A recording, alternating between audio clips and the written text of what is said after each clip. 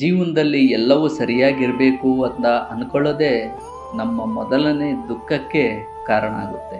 ಜೀವನದಲ್ಲಿ ಕೆಲವೊಂದನ್ನು ಅಂದುಕೊಳ್ಳೋದ್ರ ಜೊತೆಗೆ ಕೆಲವೊಂದಕ್ಕೆ ನಾವು ಹೊಂದಿಕೋಬೇಕಾಗುತ್ತೆ. ಯಾಕೆಂದರೆ ಕೆಲವೊಂದು ಆಗ್ತವೆ, ಇನ್ನು ಕೆಲವೊಂದು ಆಗೋದಿಲ್ಲ. ಕೆಲವೊಂದನ್ನು ನಾವು ಪ್ಲಾನ್ ಮಾಡಿದರೆ ಇನ್ನು ಕೆಲವೊಂದನ್ನು ಆ ದೇವ್ರು ಪ್ಲಾನ್ ಮಾಡಿರ್ತಾನೆ.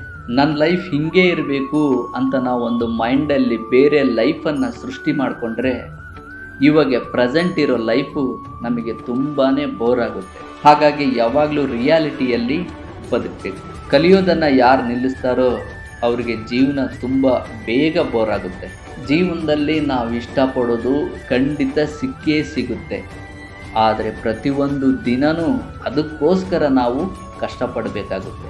ಯಾವತ್ತಿಗೂ ಮತ್ತೊಬ್ಬರ ತಪ್ಪುಗಳನ್ನು ಹುಡುಕಬಾರ್ದು. ನಾವು ಒಂದಲ್ಲ ಒಂದು ರೀತಿಯಲ್ಲಿ ತಪ್ಪುಗಳನ್ನು ಮಾಡ್ತಾನೇ ಇರ್ತೀವಿ. ನಮ್ಮ ತಪ್ಪುಗಳನ್ನು ಹುಡುಕೋರು ಇದ್ದೇ ಇರ್ತಾರೆ. ನಾವು ಮತ್ತೊಬ್ಬರ ತಪ್ಪುಗಳನ್ನು ಹುಡುಕಿದ್ವಿ ಅಂತ ಹೇಳಿ ನಮ್ಗೆ ಯಾರು ಅವಾರ್ಡ್ ಕೊಡೋದಿಲ್ಲ. ನಾವು ಯಾರ ಮುಂದೆನೂ ಗ್ರೇಟ್ ಆಗೋದಿಲ್ಲ. ಸುಮ್ಮನೆ ನಮ್ಮ ಅಮೂಲ್ಯವಾದ ಸಮಯ ವ್ಯರ್ಥ ಆಗುತ್ತೆ ಅಷ್ಟೇ. ಜೀವನದಲ್ಲಿ ಏನೇ ಮಾಡೋಕ್ಕೋದ್ರೂ ಮೊದಲು ದೇವ್ರ ಮೇಲೆ ನಂಬಿಕೆ ಇಡಬೇಕು. ಏಕೆಂದರೆ ನಮಗಿಂತ ಚೆನ್ನಾಗಿ ನಮಗೇನು ಬೇಕು ಅನ್ನೋದು ಆ ದೇವರಿಗೆ ಗೊತ್ತಿರುತ್ತೆ.